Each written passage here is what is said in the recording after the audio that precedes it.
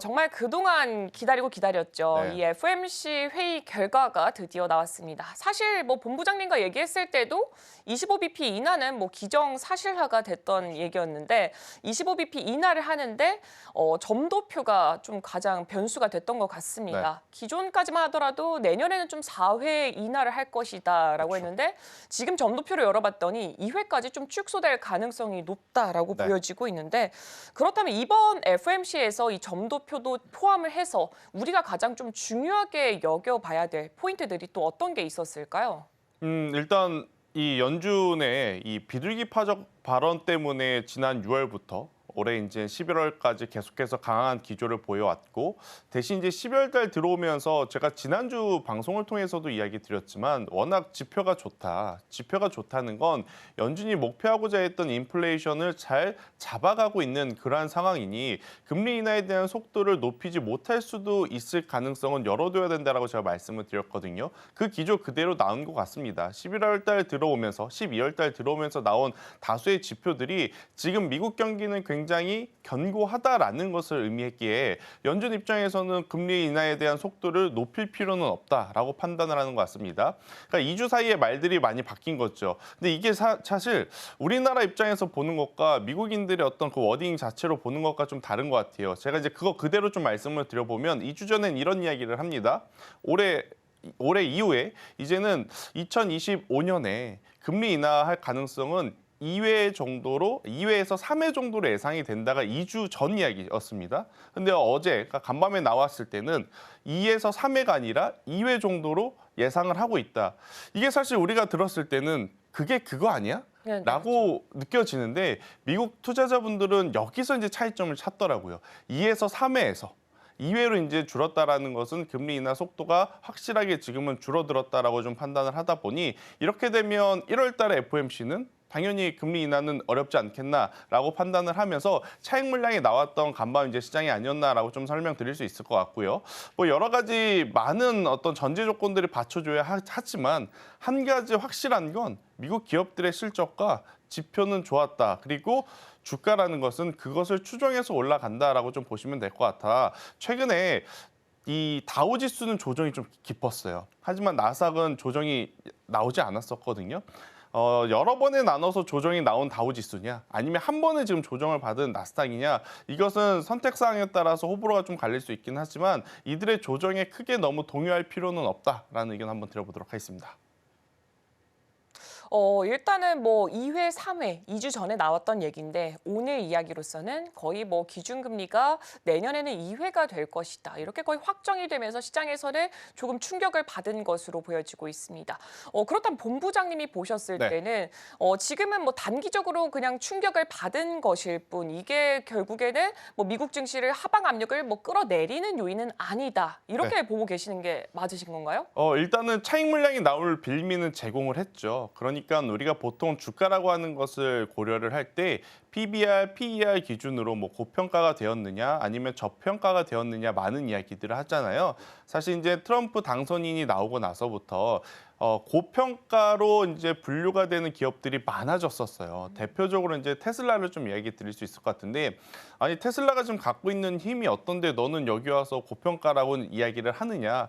저는 그 기업의 어떤 가치를 놓고 논하는 것이 아니라 현재 숫자 기준으로 계산을 해보면 이 테슬라 같은 경우에도 사실은 고 PBR 종목으로 분류를 할 수 있거든요. 이런 종목군들은 나중에 좋은 이슈, 좋은 모멘텀이 있다 하더라도 속도 조절이 지금 필요한 상황이기에 이런 기업들의 차익 물량이 나올 빌미를 좀 제공을 한 거죠. 더욱이 다른 종목군들 다 쉬어갈 때 올랐었던 종목군들 대표적으로 애플도 그렇고요. 테슬라도 그렇고요. 코스트코, 월마트 이런 기업들은 1차적으로 한번 차익 물량이 좀 나올 만한 그런 요소들이 오늘 이제 작용이 되었기에 조정이 특정 몇 종목에서 나온 것이 아니라 많이 올라갔던 다수의 종목군들에서 이제 한 번에 지금 쏟아진 물량이라서요.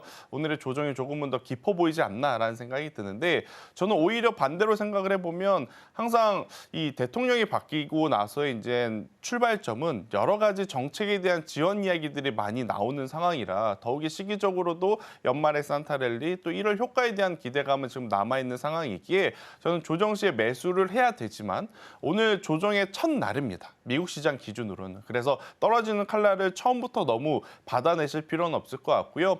아마 이제 이 금리 FOMC에 대한 이야기가 오늘 하루 종일 매스컴을 통해서 다뤄질 가능성이 높고 이번 주는 저는 지나고 봐야 다음 주에 이제 미국 증시에서도 방향성이 좀 나오지 않을까.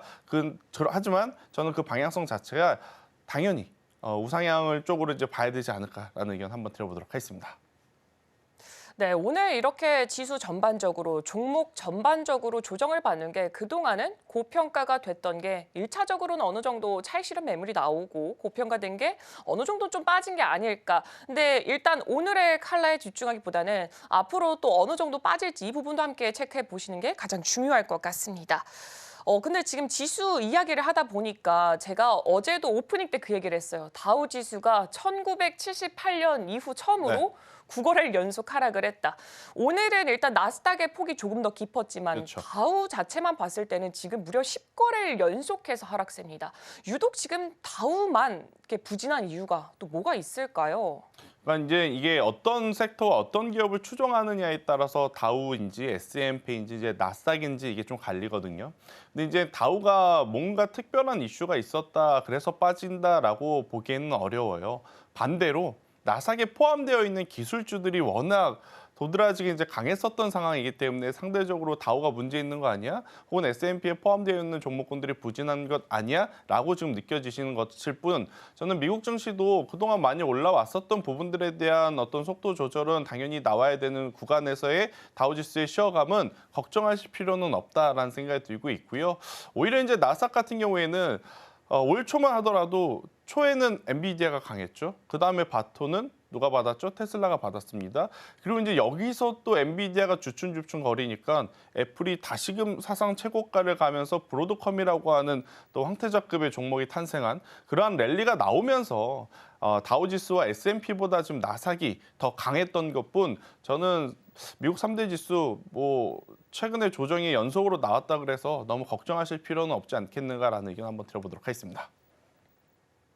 네, 최근에 정말 이 바뀐 흐름들을 살펴보자면 우리가 초반만 하더라도 엔비디아, 그다음에 테슬라 얘기 나왔다가 최근에는 계속해서 브로드컴 얘기를 했습니다.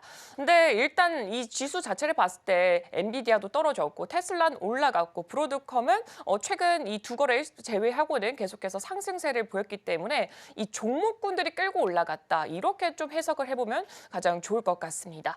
그럼 이제 종목 이야기가 나오니까 당연히 오늘 또 실적 발표한 마이크론 테크놀로지 얘기를 해보도록 하겠습니다. 반도체 풍향계라고 불릴 정도로 이 반도체 업종 자체에서 가장 중요한 종목이라고 또 꼽히고 있는 게 바로 마이크론인데 일단은 제가 봤을 때는 월가에서는 이미 실적이 잘 나올 걸 예상을 하고 있더라고요. 네. 그래서 그런지 실적 자체는 잘 나왔는데 가이던스가 좀 부진하게 제시가 되면서 지금 제가 애프터마켓을 한번 살펴봤더니 애프터마켓에서 거의 15% 가까이 그렇죠. 낙폭을 형성하고 있습니다. 지금 마이크론 같은 경우에는 제가 기억하기엔 지난 분기에도 실적이 잘 나와서 우리 네. 삼성전자, SK하이닉스 개장과 동시에 바로 상승폭 강하게 켰던 걸로 기억하는데 왜 이번 분기 가이던스가 이렇게 부진하게 제시가 됐을까요? 충분히 예측 가능한 구간이었습니다. 그렇기 때문에 지금 삼성전자에게 우리가 요구를 하는 게 지금 상황이 이러니 너희들 HBM이라도 좀 빠르게 해다오였죠. 그러니까 어떤 부분이었냐면 자, 올해 이제 DDR4에 대한 이야기들, 그러니까 출하량에 대한 이야기들이 가장 많이 나오면서 디램 가격 이야기가 아마 여러분들이 가장 많이 접하신 뉴스 중에 하나일 것 같아요. 그러니까 이슈는 결국 이제 트럼프 당선인이 되게 되면 미국이 중국을 억제하는 과정 속에서 디램에 대한 어떤 수급을 좀 빠르게 하기 위해 저는 중국이 먼저 수요를 일으킨 게 가장 큰 문제였다 생각이 듭니다. 당연히 이제 먼저 받았으니까 그때 당시에는 가격이 올라갔겠죠. 그러면서 올해 2분기, 3분기 마이크론의 실적 굉장히 좋았습니다. 그런데 지금 벌써부터 미국이 중국을 억제하면서 이제는 디램 같은 경우에는 이제 수급을 제대로 못 받게 되는 그러한 상황이에요. 그럼 재고가 쌓여진 디램 관련주들은 고객사가 있어야 지금 팔 수 있는데 고객사가 딱 끊겨버리게 되는 거죠. 그럼 남아있는 재고가 소진이 될 때까지 시간이 필요하고 그 시간 동안 가격이 당연히 올라올 여지는 없겠죠. 그러니까 가이던스 자체가 나빠질 수밖에 없다. 그런데 이 이야기는 지난 2, 3주 전부터 계속 이야기를 드려왔던 부분인데 왜 유독 오늘 가이던스 나오고 나서 이렇게 빠졌냐라고 하면 상대적 박탈감이 조금 더 크지 않았나 싶어요.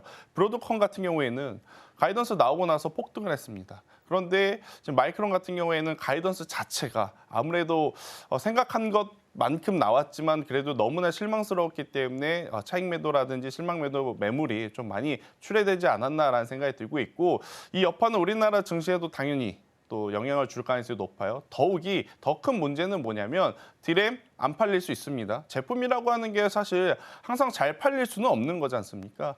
그렇기 때문에 다른 모델 혹은 다른 분야에서 계속해서 이제 이 연구 개발을 해야 되는데 SK하이닉스는 디램이 저조한다 하더라도 HBM으로 지금 돌파구를 완벽하게 가지고 있는 상황. 하지만 삼성전자 같은 경우에는 그 돌파구가 없는 상황이다 보니까 당연히 지금 가장 큰 걱정이 될 수밖에 없는 그런 모습인 것 같아서 일단 장 초반에 우리나라 증시도 영향을 받을 겁니다. 특히나 지금 원달러 환율 시장의 급변동 때문에 삼성전자는 더욱이 수급이 들어오기 좀 부담스러운 상황이라서 하지만 삼성전자의 지금의 가격을 놓고 곰곰이 생각을 해보면 그 모든 악재들이 많이 포함이 되어 있다는 생각이 들어요. 그래서 추가적인 조정이 나온다 하더라도 우리가 지금 이 마이크론 테크놀로지가 시간외에서 보이는 만큼의 급락은 현실적으로 나올 가능성은 적지 않겠는가. 나름의 이제 희망 회로를 좀 돌리면서 시장을 보셔야 될 것 같다는 생각이 들고 있고요. 일단은 가장 중요한 것은 이렇게 되면 삼성전자가 돌파구를 찾기에는 결국 다른 거 다 차처하고 HBM이다라고 정리 한번 드리도록 하겠습니다. 지금 바로 구독을 눌러보세요. 실시간 경제 뉴스, 투자 전문가들의 다양한 시황과 정확한 분석, 또 알찬 투자 정보까지 신뢰할 수 있는 저희 서울경제TV와 함께하세요.